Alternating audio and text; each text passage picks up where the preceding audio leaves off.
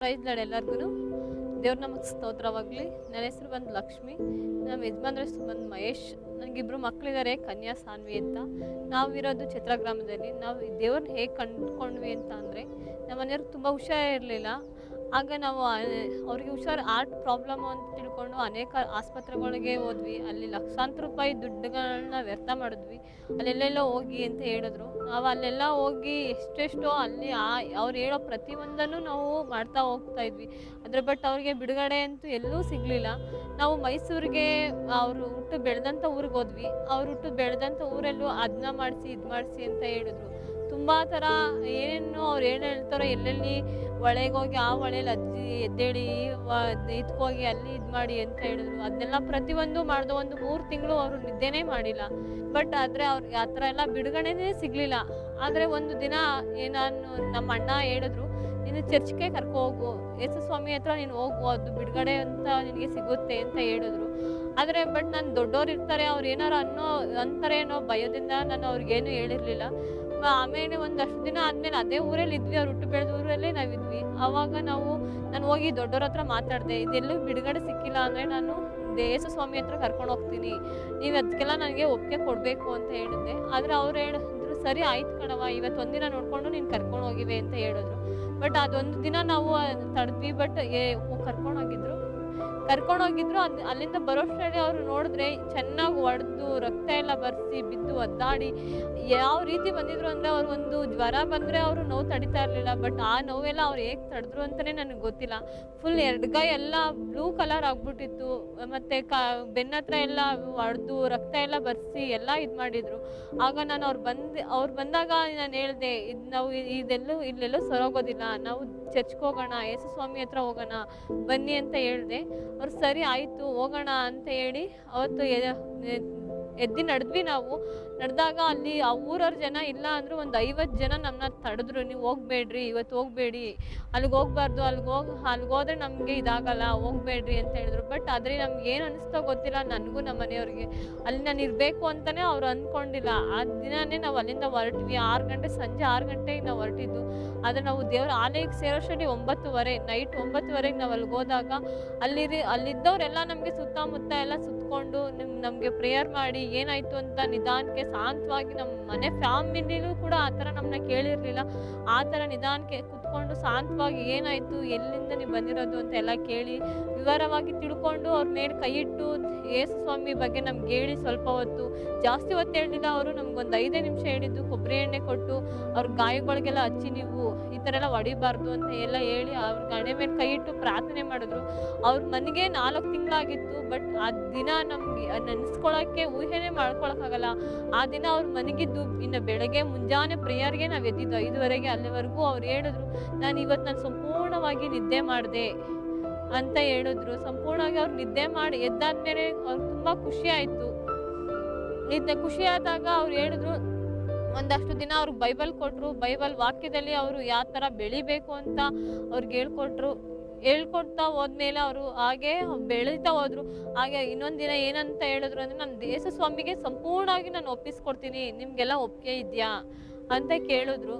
ಸರಿ ಆಯಿತು, ಒಪ್ಪಿಸ್ಕೊಡಿ, ನೀವೇ ಒಪ್ಪಿಸ್ಕೊಟ್ಟಾದ್ಮೇಲೆ ನಮ್ದೇನಿಲ್ಲ, ನೀವೇ ನಿಮ್ಮ ದೇವ್ರಿಗಾಗಿ ಒಪ್ಪಿಸ್ಕೊಡ್ತಾ ಇದ್ದೀರಾ ಅಂತ ನಮ್ಗೆ ಖುಷಿ ಆಗ್ತಿದೆ ಅಂತ ಅಂದಾಗ ಅವ್ರು ಸಂಪೂರ್ಣವಾಗಿ ಅಲ್ಲೇ ದೀಕ್ಷಾಸ್ಥಾನ ತಗೊಂಡು ನಾವು ಹೋಗಿ ಒಂದು 15 ದಿನಕ್ಕೆ ದೀಕ್ಷಾಸ್ಥಾನ ತಗೊಂಡ್ವಿ. ದೇವ್ರನ್ನ ತುಂಬ ಅರ್ಥ ಹೋಯ್ತಾ ಇದ್ವಿ. ಹಾಗೆ ನಾವು ದೇವ್ರನ್ನ ಅರ್ಥ ಹೋದಾಗೆ ಅವ್ರ ಬಿಡುಗಡೆನೂ ಕೂಡ ಸಿಕ್ತು. ಅವ್ರಿಗೆ ಆರೋಗ್ಯದಲ್ಲೂ ಏರುಪೇರಾಗಿದ್ದೆಲ್ಲ ಸರಿ ಹೋಯಿತು. ತುಂಬ ಅದ್ಭುತ ಕಾರ್ಯಗಳನ್ನ ನಾವು ನೋಡಿದ್ವಿ. ಆಮೇಲೆ ಅಲ್ಲಿಂದ ನಾವು ಮನೆಗೆ ಬಂದಾಗ ಕೂಡ ಅಷ್ಟೇ, ನಮ್ಮಲ್ಲಿ ಇದ್ದ ಎಲ್ಲ ವಸ್ತುಗಳನ್ನೂ ಕೂಡ ನಾವು ಎಲ್ಲ ಆಚೆಗೆ ಎಸೆದ್ವಿ. ನಮ್ಮ ಮನೇಲಿ ಯಾವುದೇ ಆದ ಅಶುದ್ಧ ವಸ್ತುಗಳು ನಮ್ಮ ಮನೇಲಿ ಇರಬಾರ್ದು ಅನ್ನೋ ಇದಕ್ಕೆ ಎಲ್ಲವನ್ನು ನಾವು ತಗೊಂಡೋಗಿ ಆಚೆಗೆ ಬಿಸಾಕಿದ್ವಿ. ಆಮೇಲೆ ನಮ್ಮ ಜೀವಿತದಲ್ಲಿ ದಿನ ಅದ್ಭುತಗಳು ನಡೀತಾ ಹೋಯ್ತಾ ಇತ್ತು. ಹಾಗೆ ನನ್ನ ದೊಡ್ಡ ಮಗಳು ಬಂದು ಈ ವಾರ ಹುಷಾರು ತಪ್ಪಿದ್ರೆ ನೆಕ್ಸ್ಟ್ ವಾರನೂ ಕೂಡ ನಾವು ಆಸ್ಪತ್ರೆಯಲ್ಲಿ ಇರಲೇಬೇಕಾಗಿತ್ತು. ಅವಳು ಹುಟ್ಟಿದ 1 ವರ್ಷ ಚೆನ್ನಾಗಿದ್ಲು ಅಷ್ಟೇ. 1 ವರ್ಷ ಆದಮೇಲೆ ಅವಳು ಹೇಗೆ ಹುಷಾರು ತಪ್ಪಿದ್ಲು ಅಂತಲೇ ನಮ್ಗೆ ಗೊತ್ತಾಯ್ತಾ ಇರಲಿಲ್ಲ. ಈ ದಿನ ನಾವು ಹುಷಾರು ತಪ್ಪಿ ಈ ಶನಿವಾರ ನಾವು ಆಸ್ಪತ್ರೆಗೆ ಕರ್ಕೊಂಡು ಹೋಗ್ತೀವಿ ಅಂದರೆ, ನೆಕ್ಸ್ಟ್ ಶನಿವಾರನೂ ಕೂಡ ನಾವು ಆಸ್ಪತ್ರೆಯಲ್ಲೇ ಇರಬೇಕಾಗಿತ್ತು. ಅಷ್ಟು ಅವಳು ಒಂದು 3 ಸ್ಟ್ಯಾಂಡರ್ಡ್ ಹೋಗೋದಾಗೂ ಕೂಡ ಅವಳು ಅದೇ ರೀತಿಯಲ್ಲಿ ಬೆಳೀತಾ ಹೋದ್ಲು.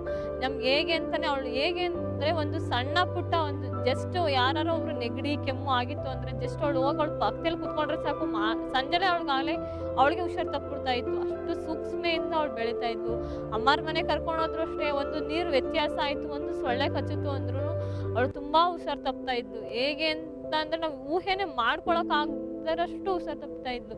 ಅವಳು ಏನಾರ ಒಂದು ಅನ್ಕೊಂಡ್ರು ಅಷ್ಟೇ, ಆಮೇಲೆ ಅವಳು ಏನಾರ ಒಂದು ಕನ್ಸಲ್ಲಿ ಕಂಡಾಗೂ ಅಷ್ಟೇ, ಅಷ್ಟೊಂದು ಶೋಧನೆಗಳಲ್ಲಿ ಅವಳು ಬೆಳೀತಾ ಹೋಗ್ತಾ ಇದ್ಲು. ಬಟ್ ನಮಗೆ ಎಲ್ಲಿ ಯಾವ ರೀತಿ ಬಿಡುಗಡೆ ಸಿಗಬೇಕು, ಅವಳಿಗೆ ಎಲ್ಲಿ ಈ ಥರ ಆಗ್ತಿದೆ ಅಂತಲೇ ಗೊತ್ತಾಗ್ತಾ ಇರಲಿಲ್ಲ. ಆದರೆ ನಾವು ದೇವ್ರನ್ನ ಕಂಡ್ಕೊಂಡಾಯ್ತಲೇ 3 ವರ್ಷದಲ್ಲಿ ಅವಳಿಗೆ ಎಲ್ಲದ್ರಿಂದನೂ ಬಿಡುಗಡೆ ಸಿಕ್ತು. ಈಗೂ ಕೂಡ ಅವಳು ಹುಷಾರು ತಪ್ಪಕ್ಕೆ ದೇವರು ಅವಳನ್ನ ಬಿಡ್ತಾನೂ ಇಲ್ಲ. ಇದು ದೇವ್ರು ಮಾಡಿದ ನನಗೆ ಅದ್ಭುತ ಕಾರ್ಯ ಅಂತ ನಾನು ಹೇಳ್ಬೋದು. ಏಕೆಂದರೆ ನಮ್ಮ ಮನೆಯ ಮಗಳಾಗಿ ಮೊದಲೇ ಮಗುವಾಗಿ ಬೆಳೆದು ಬಂದ್ಲು. ಬಟ್ ಆದರೆ ಅವಳು ಹುಷಾರು ತಪ್ಪಾಗೆಲ್ಲ ನಾವು ಕಣ್ಣೀರಾಗ್ತಾ ಇದ್ವಿ. ಅವಳು ಹುಷಾರು ತಪ್ಪಿದ್ರೆ 1 ದಿನ 2 ದಿನ ಹುಷಾರು ತಪ್ತಾರಲ್ಲ, ವಾರಗಟ್ಟಲೆ ಹುಷಾರು ತಪ್ತಾ ಇದ್ಲು. ಹೇಗೆ ಅಂತ ಅಂದ್ರೆ ನಾವು ಅವಳನ್ನ ನೋಡ್ಕೊಳಕ್ಕೆ ಆಗ್ತಾ ಇರಲಿಲ್ಲ. ಅಷ್ಟು ಥರ ಅವಳಲ್ಲಿ ವೇದನೆ ಶೋಧನೆ ಇರ್ತಾ ಇತ್ತು. ಅವಳು ಹುಷಾರು ತಪ್ಪಿದ್ರೆ ಹೇಗೆ ಅಂದ್ರೆ ಅವಳ ಪಕ್ಕದಲ್ಲಿ ನಾವು ಕುತ್ಕೊಳ್ಳೋಕ್ಕೂ ಕೂಡ ಆಗ್ತಾ ಇರಲಿಲ್ಲ. ಅಷ್ಟು ಜ್ವರ, ಜಸ್ಟ್ ಅವಳಿಗೆ ಜ್ವರನೇ ಇರ್ತಾ ಇರಲಿಲ್ಲ. ಚೆನ್ನಾಗಿ ಆಡ್ತಿದ್ದಂಗೆ ಜ್ವರ ಬಂದ್ಬಿಡ್ತಾ ಇತ್ತು, ನೆಗಡಿ. ಜಸ್ಟ್ ಯಾರೋ ಒಬ್ರು ಜಸ್ಟ್ ಅವಳು ಹುಷಾರು ತಪ್ಪಿದಾಗ ಯಾರೋ ಒಬ್ರು ಅವಳು ಮುಟ್ಬಿಟ್ಟಿದ್ದಾರೆ ಅಂತ ಅಂದ್ರೆ ಅಲ್ಲೇ ಅವಳು ಹುಷಾರು ತಪ್ಪು ಮನೆಗೆ ಹೋಗ್ತಾ ಇದ್ಲು ಅಂತ ನಮ್ಗೆ ಗೊತ್ತಾಗ್ಬಿಡ್ತಾ ಇತ್ತು. ಅಷ್ಟು ಹುಷಾರಿಲ್ದೇನೆ ಅವಳು ಇದ್ದಾಗೂ ದೇವರು ಅವಳನ್ನ ತುಂಬ ರಕ್ಷಿಸಿ ಕಾಪಾಡಿದ್ದಾರೆ.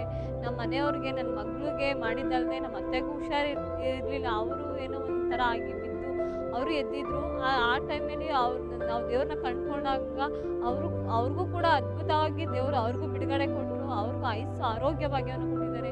ಈ ನನ್ನ ಚಿಕ್ಕ ಮಗಳ ವಿಷಯದಲ್ಲಿ ನಾವು ಹೇಳ್ಬೇಕು ಅಂದರೆ ಅವಳು ಯಾರನ್ನೂ ಜಾಸ್ತಿ ಜನಗಳ ಮಧ್ಯದಲ್ಲಿ ಬೆರೀತಾನೆ ಇರಲಿಲ್ಲ. ಅವಳು ಎಷ್ಟು ಅಂದ್ರೆ ಅಪ್ಪ ಅಮ್ಮ ಅಜ್ಜಿ ಅಷ್ಟೇ, ಅಕ್ಕ, ಮಿಕ್ಕಿದ ಹೊರ್ಗಡೆ ಜನನ ಅವಳು ಯಾರನ್ನೂ ಅಷ್ಟು ಹೋಗ್ತಾನೆ ಇರಲಿಲ್ಲ. ಎಲ್ಲರೂ ಅಂತ ಬೈತಾ ಇದ್ರು, ಒಂದು ಜನನ ಹೋಗಲ್ಲ ಅವಳು ಹಾಗೆ ಹೀಗೆ ಅಂತ ಅಂದ್ಬಿಟ್ಟು. ಆದರೆ ದೇವ್ರ ಆಲಯಕ್ಕೆ ಬಂದಾಯ್ತಲೇ ಅವಳು ಹೇಗೆ ಅಂದರೆ ದೇವ್ರ ಮಕ್ಕಳ ಜೊತೆಲಿ ಹೇಗೆ ಬೆರೆತ್ಲು ಅಂದರೆ ನಮಗೆ ಊಹೆನೂ ಮಾಡ್ಕೊಳಕ್ಕೂ ಆಗಲ್ಲ. ಅವಳು ದೇವ್ರ ಜನನ ಜೊತೆ ಬೆರ್ತಿದ್ದು. ನಮ್ಗೆ ಈಗ ಅನಿಸುತ್ತೆ ಅವಳು ಜನನ ಜೊತೆ ಬೆರೆಯಲ್ಲ ಅಂತ ಅಷ್ಟೊಂದು ಹೇಳ್ತಿದ್ರು ಜನಗಳು. ಬಟ್ ಈಗ ನನ್ನ ಮಗಳು ದೇವರು ಮಗಳಾಗಿ ಅವಳು ಮಗಳ ಜೊತೆ ಬೆಳೀತಾ ಇದ್ದಾಳೆ ಅಂತ ಅಂದಾಗ ನಂಗೆ ತುಂಬ ಖುಷಿ ಆಯಿತು. ನಾವು ಅಂದ್ಕೊಳ್ಳೋ ಊಹೆಗಿಂತ ದೇವರು ನನಗೆ ಅದ್ಭುತಗಳನ್ನು ಮಾಡಿದ್ದಾರೆ.